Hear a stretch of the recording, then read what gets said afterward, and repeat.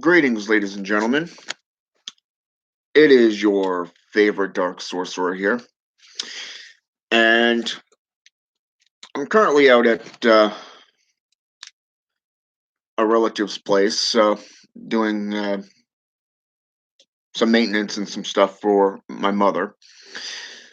And I just wanted to take a moment and discuss drama and the left-hand path practices.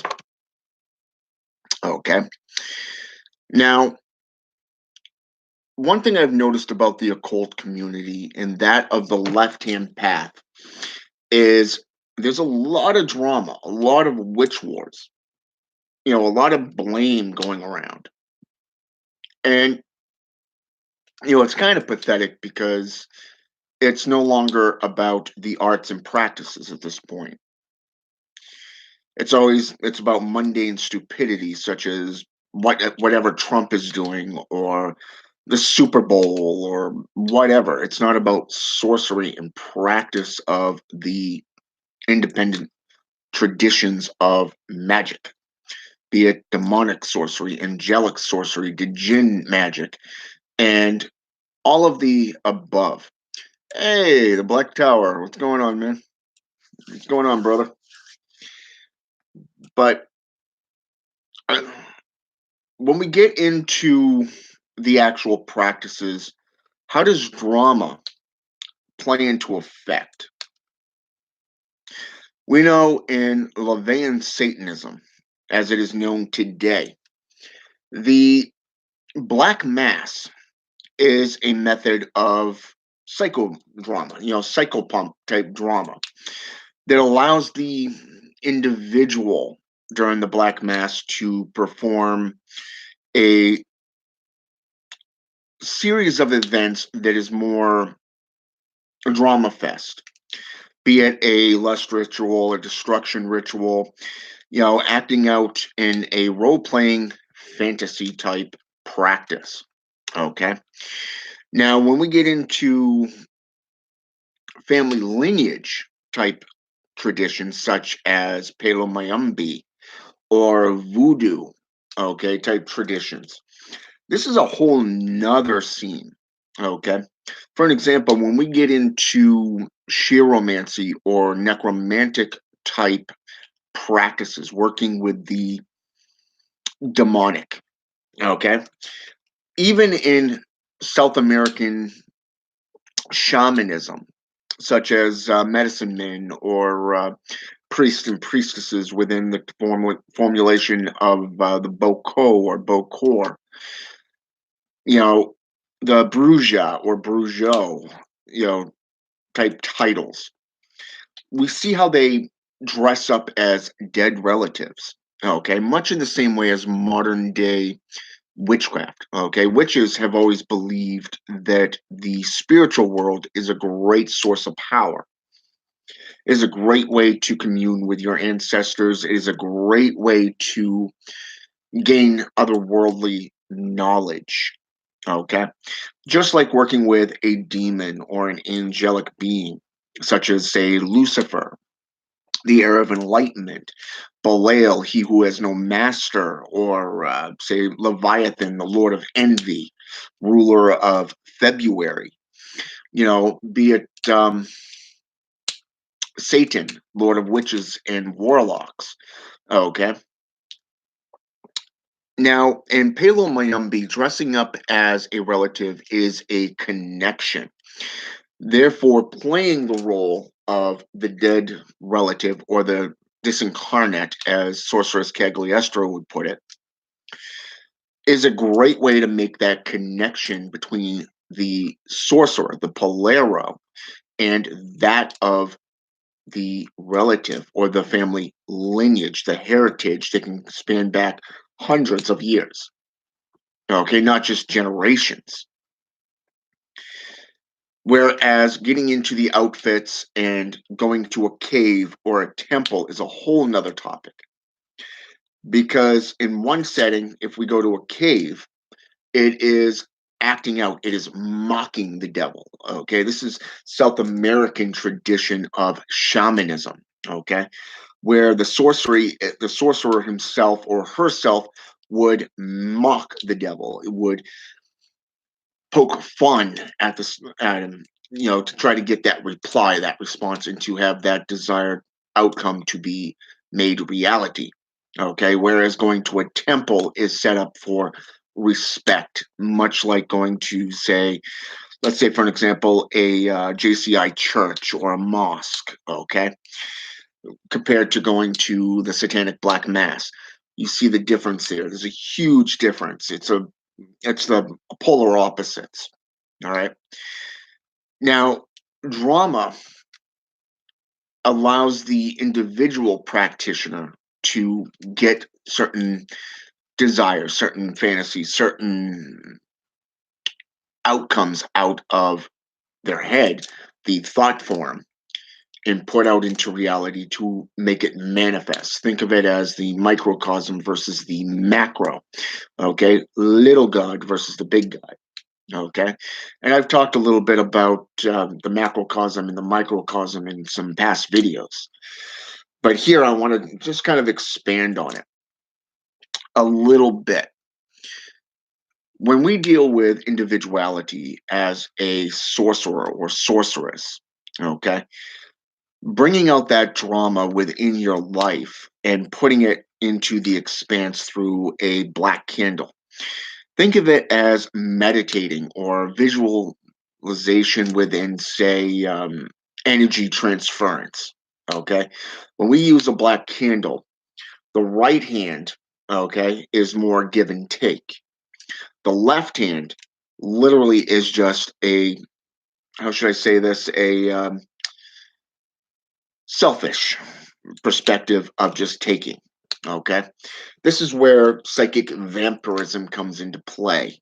You're dealing with the ciphering of that energy.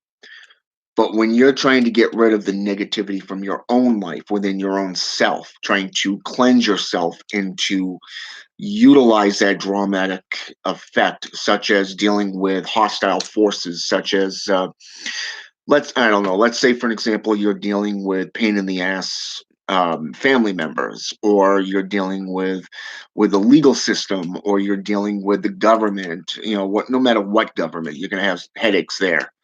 We all know this, be it the because of the federal laws and everything, and the rules and the settings through, say, SSDI or SSI, or that of the IRS, the gun control laws, or whatever, the worldly issues that we all have to go through. And that also goes through housing and stuff like that too. The banks and all that stuff. It's all federal, so it's going to play a huge negative effect in your life. It's going to give you a lot of headaches, a lot of tension, a lot of stress. So in this case, by calling on your ancestors or calling on your own soul, your ka, okay, the ka is your personal soul. It is your spirit, your soul, your consciousness that you are evolving, okay?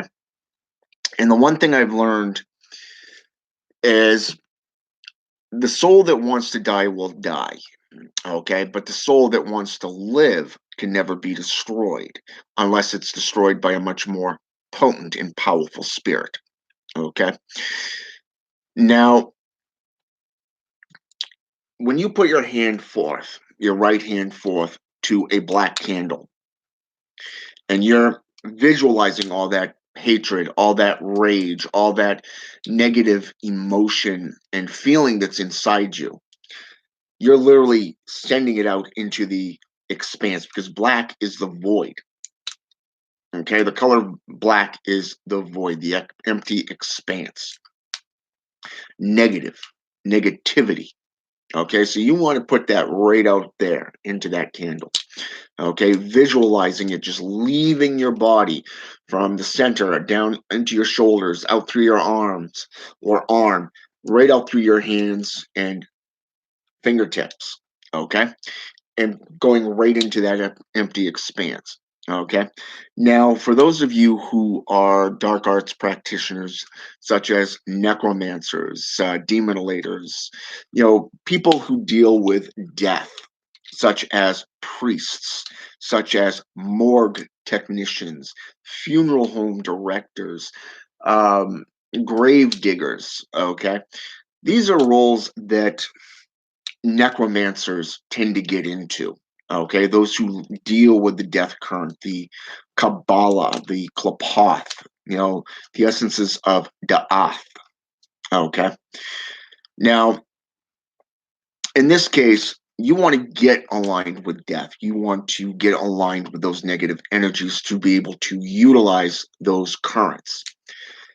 Now, every system of sorcery discusses the currents of energy within and outside of yourself. When you master the energy within you, okay, learning to evolve your own soul, your consciousness, learning to deal with your own mind state, getting rid of all the unwanted negative energies, like, say, for an example, people who accuse you of things or those who want to talk trash about you that you really don't want to deal with. It's like you want to be dramatic, go somewhere else. Okay, so get rid of it. So in essence, you're cleansing your personal aura, your personal space. Okay, this is the same way in your own personal, how should I say this, your own personal sanctuary, your inner sanctuary, because there's that respect. Okay. On one end, you're dealing with yourself. You're going to heightened senses, a lot higher knowledge, whereas you're also working to improve yourself through personalized evolution. Okay. This means intense study, intense practice, intense meditation, constant guiding and visual essences within yourself. Okay. Drama really plays into a huge effect here because you get to role play that in your mind, especially if you're doing destruction rituals. Okay. Now, destruction rituals are very potent magic. Okay. It doesn't matter if you're calling on demons or you're doing it yourself. All right. And by placing your will into that spell. When you visualize all that rage and all that hatred towards your enemy, your target, you are in fact utilizing your left hand, that personal selfishness of pure hatred and rage to the point where you want to see your enemy dead. You want to see them gone. Okay. It is the exact same way with a hex. You want them to learn a lesson. So, therefore, it is a personal lesson that you're placing upon them. Okay. We've all heard of apprentices who want to experience their masters, their teachers' power. Okay. There's been a lot of stories and myths throughout history just on this basis alone. Some of them even come from the JOS or that of the COS, the Church of Satan and the Joy of Satan. However, there are stories that have deriven or derived from the Brotherhood of Satan as well. Now, pagans and Wiccans, neo pagans most importantly, have a tendency to go between more than one tradition. And drama really plays effective means in this. I was once friends with a guy that considered himself a high priest and his wife a high priestess. Now, the whole time I knew them, I've never seen them work with an altar. I've never seen them do any form of magic. Okay. But yet, upon meeting somebody new, I watched them get into this individual's head. Okay. Pulling things out of the past, present, and things that are currently going on within their life. And it was very interesting to see because of the fact that in this manner, they're dealing with the mind. They're dealing with the subconscious energies, the transference of energies of seership, mediumship. And again, you're dealing with that drama, that energy transference here. Okay.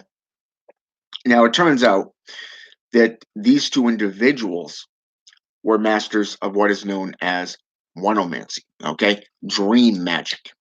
All right. Now that was very interesting, and it got me interested in dream magic as well. Now I didn't delve into it on a, as a path working the way they did, because they do it 24/7.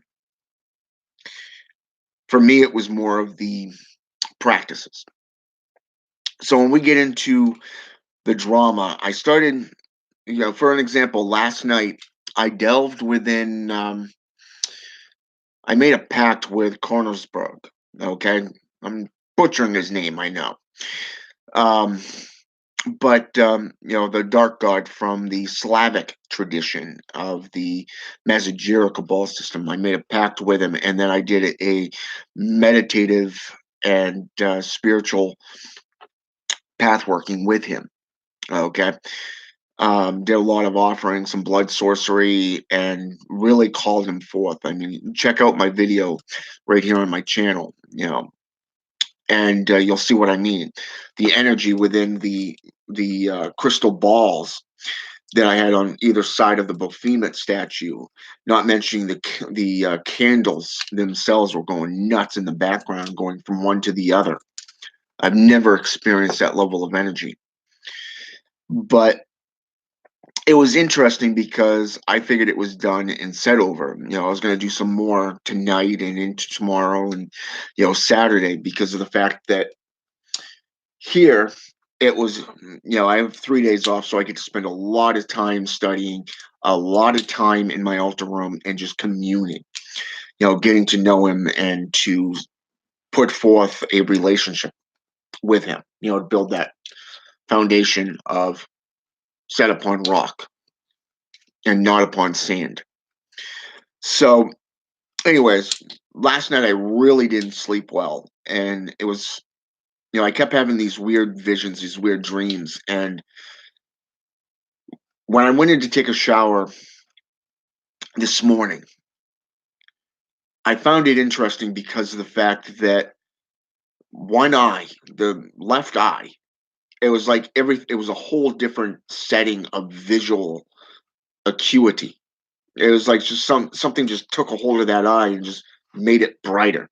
It was like it was moving in almost like I wouldn't say a 3D motion. It was more of it was just like everything was just more bright, more visually accurate.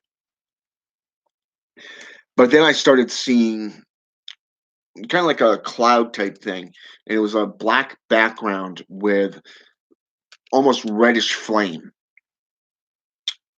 and it was a glove, much in the same way as a medieval armor type glove with a red flaming sword.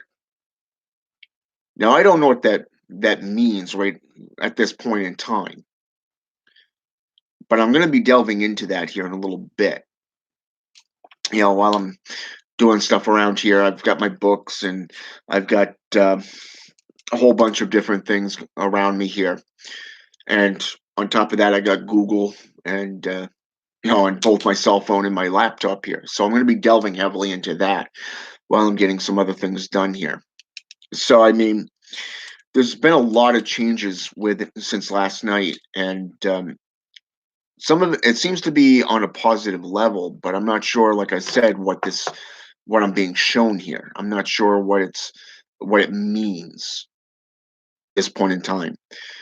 But when we get into, like I said, drama, that dramatic effect of either crying or yelling out, hollering in a cave, or you know visually shedding tears while you're praying to these deities for their guidance, for the wisdom, the divine wisdom, be it from the forbidden realms, of the hells, or the black heavens, or that of Karaktis. You can do this stuff. It's all positive. Just about every religion I've gotten into, I have seen drama from people crying out, jumping up and down in churches, to running around pews. I've seen people in voodoo practices literally sitting there dancing and having a good time, and all of a sudden it's just like there's somebody else, crying, hollering, hooting, and literally doing things that they would not normally do. So I mean, and then you've seen how pure rituals of bloodletting are done within Palo Mayumbi or Quimbanda, Umbanda, Satanism, demonolatry, and demonic evocations, and how evocations and invocations are employed, and how it's a serious type ritual that you take on. So I've seen a lot of different types of drama just within the left hand path practices. So it does play to a point, but it seems to me like this new age just wants to sit there and blasphemy. They want to play the bad guy, look at me type drama, and it's like, who gives a shit, you know? Like, for an example, I was talking with a couple brothers of mine, and I actually shot VK Jahannam a messenger on Facebook. I even shared this video. So apparently we're moving up in the world, because now we're the targets of Mobius Black, aka Sladen Sorcery. Okay. So because I did one video on that, on something that he was accusing Sumner Dreadwood and Marcus from the Mazajira Cabal system on. And it's like, nowhere have I seen this. I mean, I've seen 3 videos tops be removed from their forum. That's it. But even Marcus had said that, you know, he's making a lot of changes. So how's that being in a state of falsicity? How's that being plagiarism or being the bad guy? You know what I'm saying? Because he's already gone under there and stated that he did a video as the new AGM, stating that he was going to be making a lot of changes. So I don't get it. I'm not even worried about it. So next thing I know, both me, BK, and Marcus are all being talked about by Slate and Sorcery. So it's like, yeah, whatever. Some people just don't learn. But you see what I mean by that drama, okay? And drama really does play a huge part in sorcery. But when you allow it to go beyond sorcery and you allow it to get into, for an example, more personalized bullying, this is something completely different. It has no place in sorcery. It has no place in magic. Okay, it has no place with dealing with dietas. Okay, so I mean, you can sit there and do these weird.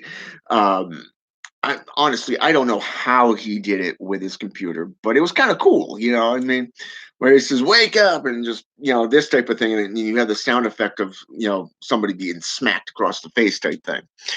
Kind of Gibbs style if you follow NCIS. You know, but yeah, drama does play a factor in any kind of ritual and just about every practice I've ever gotten into. But outside of that, where you take your sorcery is up to you as an individual. If you want to take it into historical and mythological accounts, going from region to region to region throughout the world to find that evidence, kind of like what I do, okay, cool. That's up to you. I'm not going to stop you. I'm not going to tell you how to do your sorcery or run your channels. Okay.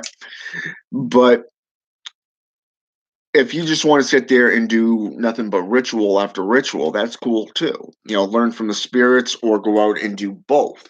Either way works. Take it from somebody who's done both of them.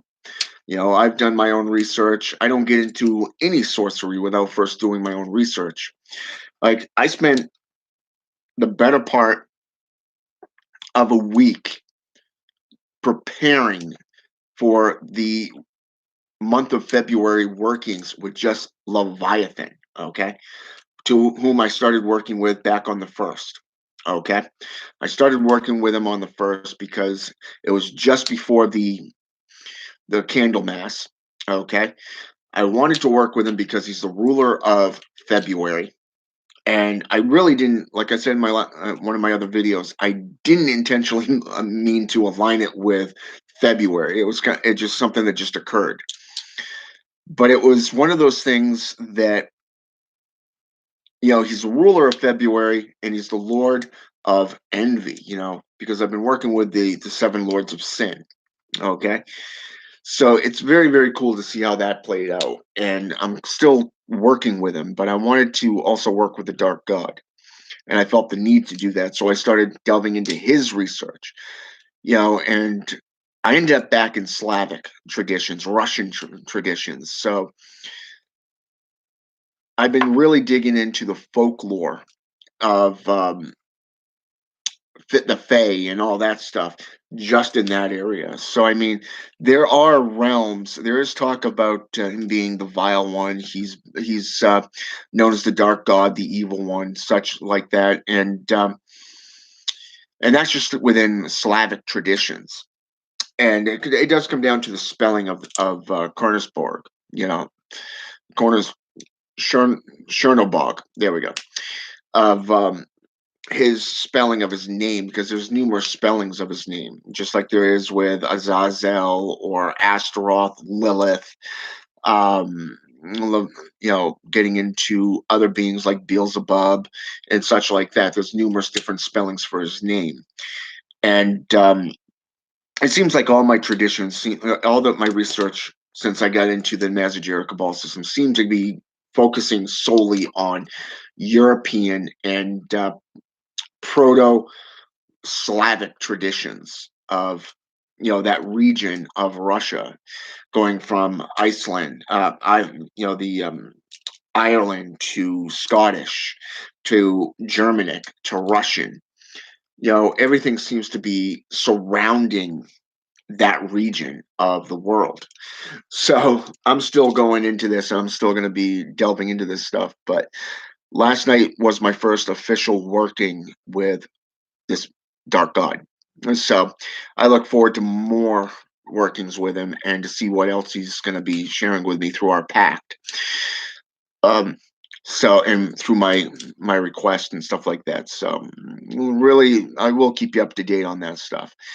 But for now, I just wanted to talk to you a little bit about drama and the difference between the mundane type drama and that of the left hand path practices.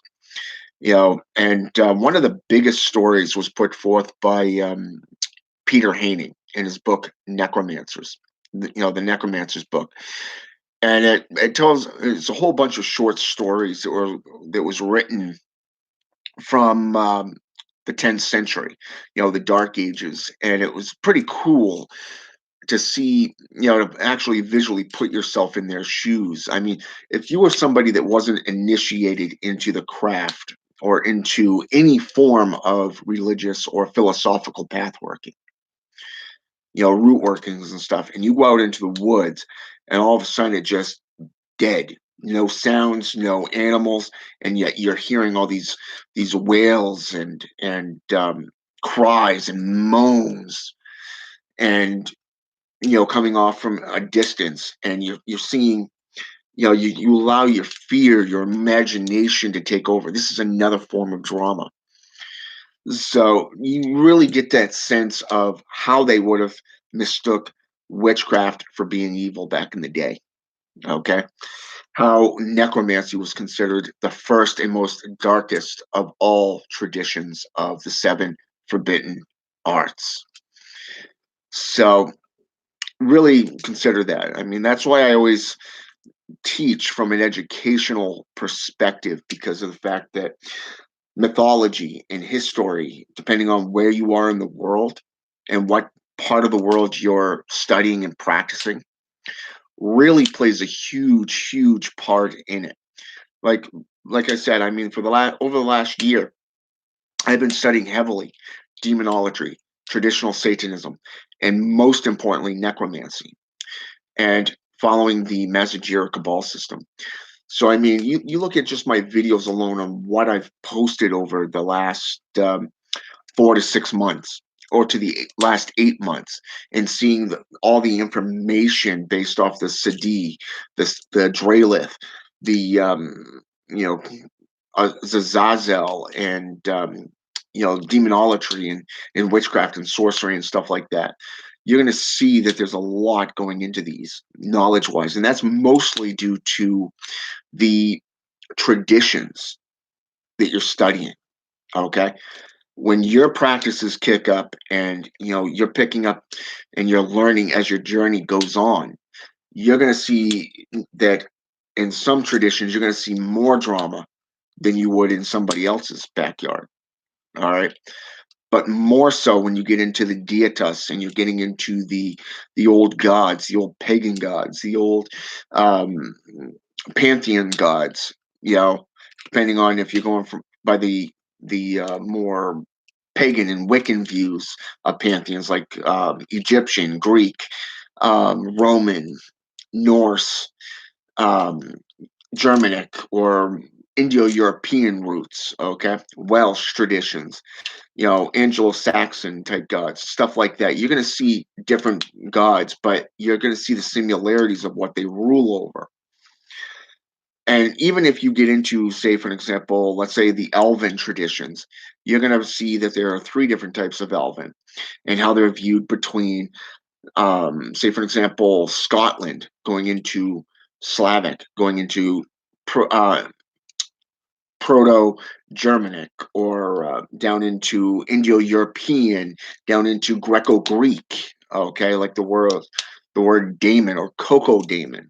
Okay, compared to the daemon itself. Going to views such as, let's go with Hinduism. You're going to see the Devi and the Devi. In the same mannerism, you're going to see those that are beneficial, those who are baneful. Every tradition has the polar opposites of seriousness, but also drama. You're going to see the light and the dark, the good and the evil, and you're going to see how the world and the cultures physically view these. Okay, and how they do ceremonial and independent rituals. Okay, to work with these beings, even if you're just doing it for power, personalized power and growth and evolution, you're going to see the same exact thing. So really delve into it. I guarantee it, you're going to learn a lot. All right. But just keep in mind, if it's not lining up with mythology or history, and those two things are not aligning with the path working that you're doing, especially if you're working with dietas, then 9 times out of 10, it's going to be false. Okay. So, like, for an example, I'm still looking for information on the witches of the depths. Okay. I have yet to come across anything based off this. However, I have come across two sets of views. Okay, the three sisters in Norse mythology or Greek mythology, where they're sharing one eye. They're all gray. These three sisters are gray with the white hair, and the long fingernails, and they're cyclops type women, and they have one eyeball that they share amongst the three of them. To the goddesses such as Morrigan, you know, Morgana, what's her name, Circe, Hecate, Frey. These sisters, which are all dealing with witchcraft. Okay, so again, you're seeing different variations of this, but at the same time, you're getting more of a sense of curiosity of, is this what they mean by the witches of the depths, who are in it for the sorcery, the power to further sorcery.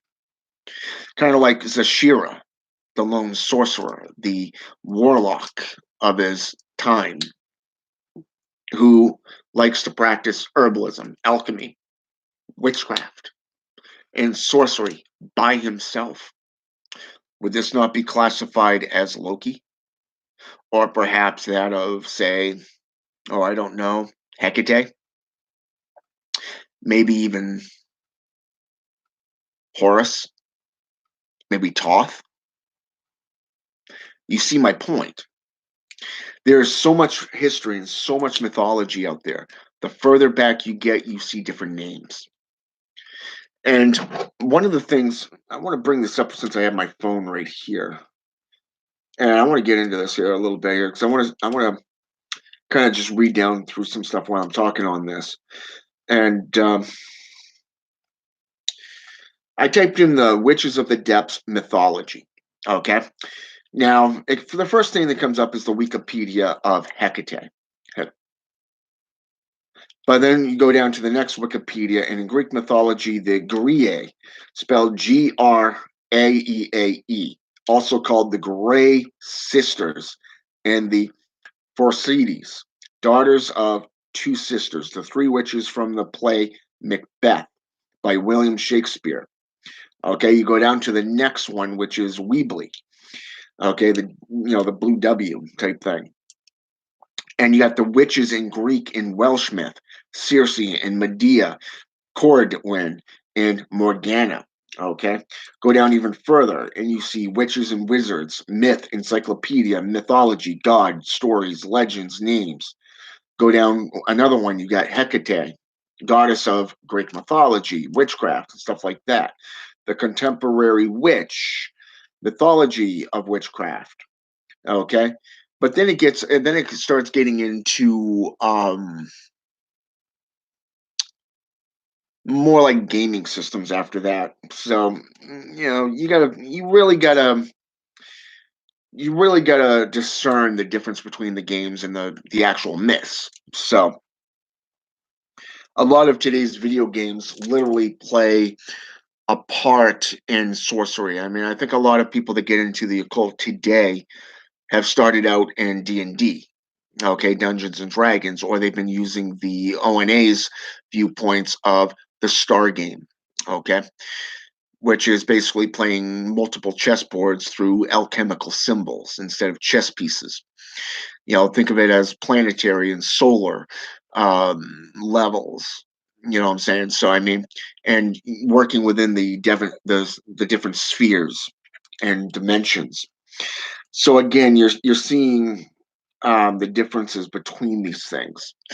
So you really have to discern for yourself on where your sorcery goes into and what you want to get into. Okay, what attracts you as an individual. Now, what's interesting to know is I've always stayed away from the games. Always. I don't believe in the D&D. I've never actually played. I don't even understand how the freaking game is done. I've sat there and I've watched people do it. I just don't understand it. Maybe I'm just not meant to, I guess. I don't know. But you see, even in role playing, dressing up, you're going to see that drama again, okay? Even with this stuff. And you're going to see that little melodrama within different websites of the views of the deitas. You know, you're going to see, no matter what you do, you're going to have a little bit of drama in it. It's just the way it is. It's like having a family life and personal life, mixed in with being a sorcerer or sorceress. You're gonna have there's acceptable type drama that you got to take into consideration and to deal with.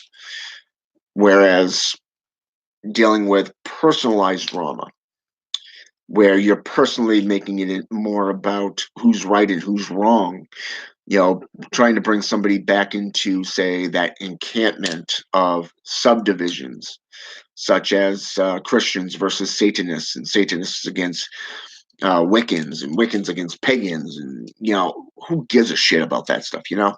I don't really care. Keep that shit away from me, because I would rather delve into the mythology, the history, and really, really get into the practices and learning from the gods themselves. The best thing I ever did was get involved with the 13 Blatant Lords, because I've actually found some things that were actually very interesting. Cornersbog, according to the black scriptures and profane seals is basically the self-appointed um, Lord and leader of the original nine. So to see that into and see how they evolved into 13, it's kind of cool. Now people can hate them, they can do whatever. It doesn't matter. What matters is what you as the individual gets out of it. So with that said, don't let anybody tell you what to believe or what not to believe. You discern for yourself, do the work yourself, and just see where the magic takes you. See where history and mythology takes you. The further back you go, the further back you get from the subdivisions of division, adversities and divisions. The mundane stupidity. The further back you get, the closer to the truth and the original sources you get. I've gone all the way back to the Sanskrit, okay, times. I've gone back to the Dead Sea Scrolls. I've gone through the pagan gods and the Fae over the last year. The Fae is something new to me because I've never gotten into them before. I never saw the linkage between them before and how they deal with magic. I've dealt with gods such as Hecate or Isis, Loki, even Set, Hades. I've dealt with those of magic and sorcery and the dead, but never did I get into the Dralith or the Sith, stuff like that. And so to actually see how they play into reality and mythology and history, how you commune with them, I've learned a lot over the last year just in that department alone. And I look forward to learning more and working with them. So let's see where they lead you. Okay. You may find something that I missed or overlooked. Who knows? You know, but I hope this has been intellectual. I hope it's been enlightening. And I hope you guys, go out and delve into the multiple different religious and philosophical path workings out there and learn. Never stop learning. The day you stop learning is the day you die. You know, you might, at that point, if you become stagnant, you might as well just hang up your wand and your cloak and just walk away. But yeah, that's good to know, Ethan. And I concur. So with that said, my next video will be on the Dark Sorcery channel tomorrow. I'm going to be touching base on seeing how I'm going to open up the forum and see from everybody from that I put that challenge through to see about let's say, I don't know, let's go with about 9 o'clock p.m. Eastern time to see how everybody, how should I say this, transpired through that challenge that I put out on Monday. All right. So I'm looking forward to seeing the replies and the responses in that category. So, but I've also got some things planned just for that alone. So, yeah, thank you, Ballborn, and welcome to the channel. All right. So I got to go take care of some stuff real fast. And until next time, I want to thank everybody who's participated and caught this video. For those of you who have caught onto this video after the fact, thanks for coming on. And I just want to say it is not, it's not a popularity contest. It's not about how many members or how many likes or subscribers you get. It's all about the knowledge that you gain throughout your journey as an individual practitioner. All right. So with that said, have a good day, and until next time.